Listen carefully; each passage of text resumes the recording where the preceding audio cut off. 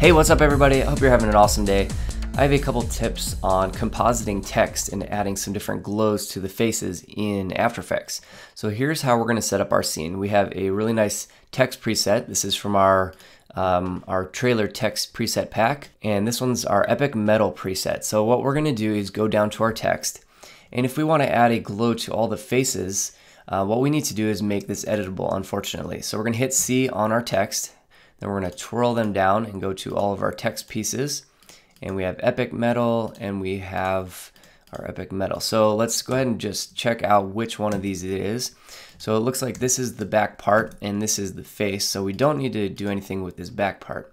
We need to take all of these pieces and hit C to make them editable again. And now if we twirl these down, we're going to have access to all the caps. And this cap 1 will be the face. So if we look at this E and we hit delete, you can see that it's that little face part. And that's exactly what we want to kind of cut out and use in After Effects to add glows to. So we're going to do that by using an object buffer.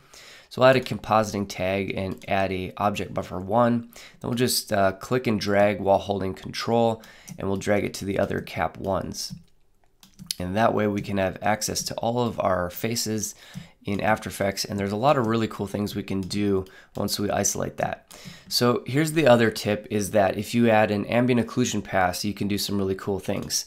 So if we look at our render settings, I've already added the object buffer just by going multi-pass object buffer, and we have number 1, so it corresponds with all of our tags. And then I've also added a multi-pass ambient occlusion.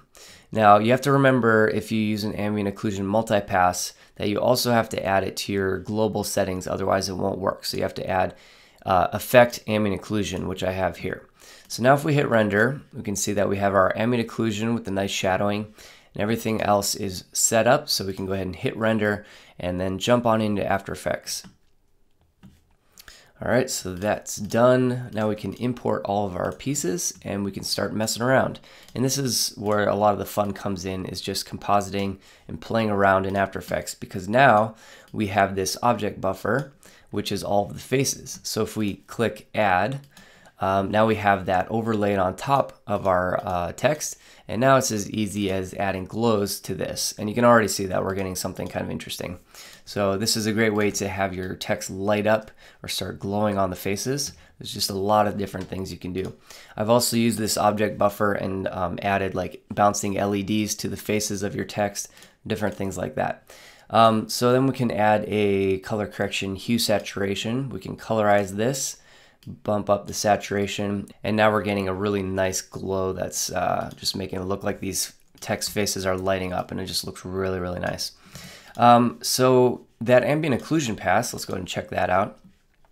There's a really cool way that we can use this that I kind of stumbled upon, and it's by adding this ambient occlusion pass to the top and then using that object buffer that we have to punch a hole out of the ambient occlusion. So if we take our ambient occlusion, we put the object buffer on top, and then we use a Luma mat, what it's going to do, if we isolate it, it's going to take that object buffer and cut the face out of it, so that we have a little bit more of a realistic look. So you can see that we have hot spots kind of more in the middle of the text, and then the edges have that ambient occlusion where it's kind of shadowed.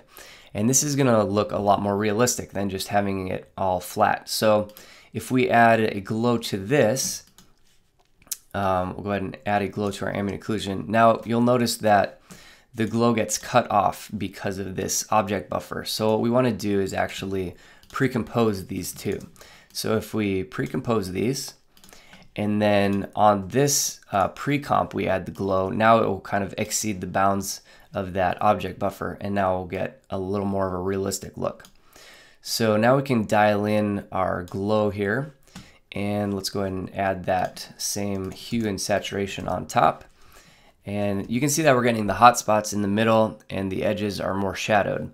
So if we add this on top, now you can see that we're having a little bit more of a realistic glow because we're adding in those shadows. So that's the kind of the tip that I wanted to show you, is that if you use an ambient occlusion pass, you can use that in compositing to give yourself a lot more of a realistic result. So that's it for me, just a couple quick tips on using object buffers to isolate your caps, and then using that ambient occlusion pass in an interesting way so that you have more realistic glows in After Effects. So it's a really, really handy technique. I hope that you guys find it useful.